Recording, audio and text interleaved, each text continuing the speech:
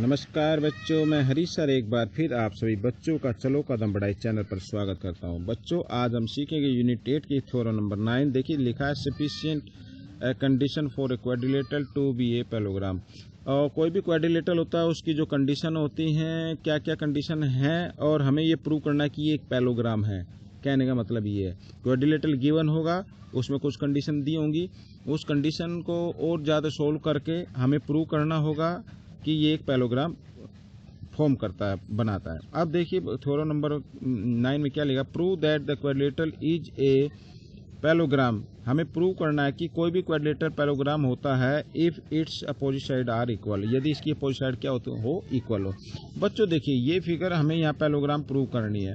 Parallelogram prove करने के लिए बच्चों एक कंडीशन होती है कि अगर इसके अल्टरनेट एंगल जैसे ये अगर इक्वल आ जाते हैं, ठीक है बच्चों, ये एंगल इक्वल आ जाता है इस एंगल के, तो हम इसको पैरेललोग्राम प्रूव कर सकते हैं। और ये अल्टरनेट एंगल इक्वल आए, इसके लिए हमें ये एंगल इक्वल है इस एंगल के, ये एंगल इक्वल है इस एंगल के। अगर ये इक्वल आए तो सबसे पहले हमें ये कॉन्ग्रुएंट प्रूव करने पड़ेंगे दोनों ट्रायंगल। ठीक है बच्चों, आइए देखिए सबसे पहले जो गिवन है मैं वो उसको लिख लेता हूँ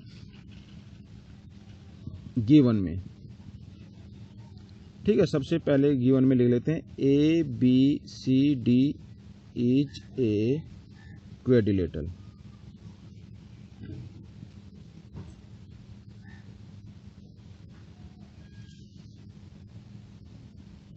such that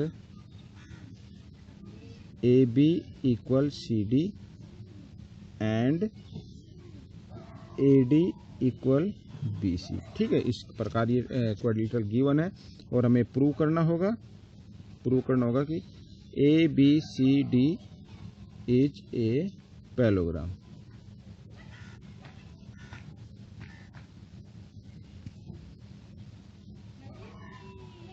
ठीक है, हमें ये प्रूव करना होगा कि ये क्या है, पैरेललोग्राम है।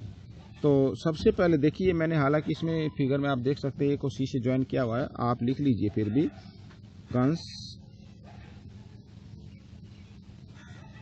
कंस्ट्रक्शन में। ठीक है, ज्वाइन ए सी। अब बच्चों देखिए इसमें टू ट्रायंगल फॉर्म होते हैं तो हम लिख लेते हैं, देखिए इन्हीं को पहले क्या करना पड़ेगा, कॉन्ग्रुएंट प्रूव करना पड़ेगा। तो इन ट्रायंगल ये ले ए बी सी, ठीक है, triangle A B C and triangle A B C ले, तो आप लिख सकते हैं सी डी ए। अब इसमें देखिए ए बी सी का तो ए बी पार्ट इक्वल होगा इसके सी डी पार्ट। ये क्या है, गिवन है, ये तो क्वेश्चन में गिवन दिया हुआ है, ये तो इक्वल है। अच्छा, दूसरी ए बी का बी सी पार्ट इक्वल होगा ए डी पार्ट, ये भी क्या है, ये भी गिवन है। ठीक है बच्चों। अच्छा, तीसरी देखा ये ए सी जो है दोनों ट्रायंगल्स में लगती हैं, तो हम लिख सकते हैं ए सी इक्वल ए सी और कॉमन साइड इसको बोल सकते हैं। ठीक है, तो कॉन्ग्रुएंट प्रूव करने के लिए 3 प्रॉपर्टी चाहिए, वो आ चुकी हैं, तो हम लिखेंगे triangle A B C congruent triangle C D A. ठीक है, कंडीशन साइड से ये क्या हो गई, ये कॉन्ग्रुएंट हो चुकी है।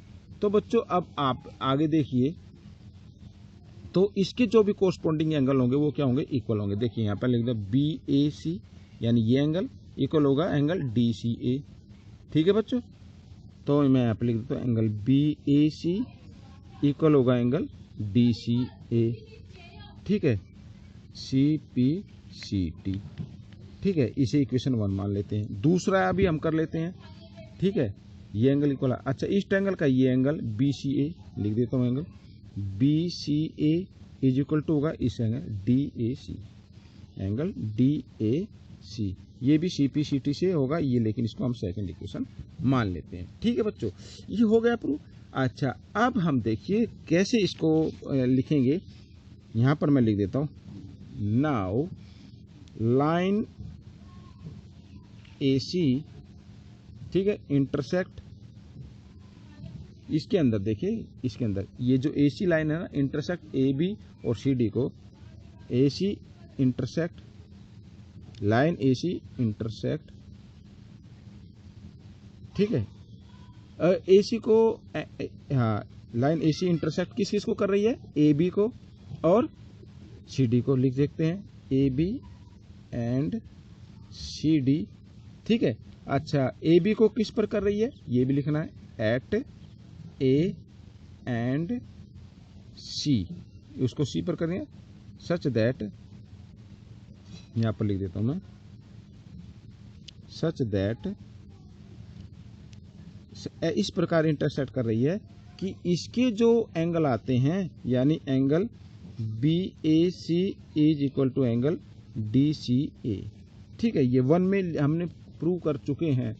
ठीक है, 1 में क्या कर रहा है, ये इसमें प्रूव कर चुका है, लेकिन ये क्या है, अल्टरनेट एंगल है। मैं यहाँ पर लिख देता हूँ अल्टरनेट एंगल्स। ठीक है, अल्टरनेट एंगल्स आ गए। तो इसका मतलब जब ये दोनों अल्टरनेट एंगल हैं, ठीक है, तो इसका मतलब होगा कि A B parallel C D. ठीक है, अल्टरनेट एंगल इक्वल आ गए, तो इसका मतलब अल्टरनेट एंगल इक्वल होते हैं, तो इसका मतलब क्या होगा, 2 लाइन पैरेलल होती हैं। तो ठीक है बच्चों, ये हम इसको मान लेते हैं थर्ड इक्वेशन। ठीक है, अच्छा सिमिलरली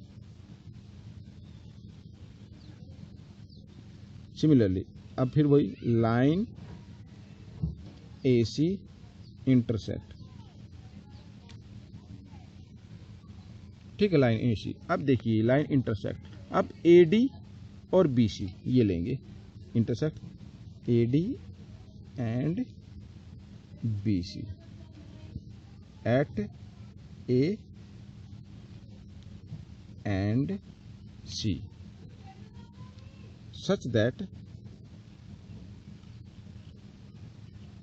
ठीक है, अभी ये इनको इंटरसेक्ट कर रही है ये लाइन, तो इस प्रकार इंटरसेक्ट कर रही है कि ये एंगल यानी B C A, angle B C A is equal आ गया angle D A C.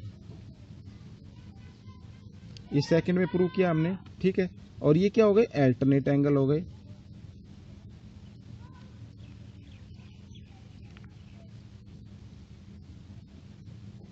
Alternate angle है, तो इसका मतलब क्या हुआ, जब ये अल्टरनेट एंगल इक्वल है तो इसका मतलब ए डी पैरेलल होगी बी सी के।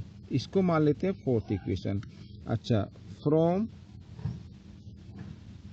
Third and fourth, third and fourth से हमने क्या देखा कि A B parallel C D और A D parallel B C. ठीक है, ये लाइन ये पेयर आपस में क्या आ गए, पैरेलल आ गए। तो जब ऐसी कंडीशन आती है तो इनसे जो भी फिगर बनेगी वो क्या बनेगी, पैरेललोग्राम बनेगी। तो लिख सकते हैं A B C D is a parallelogram.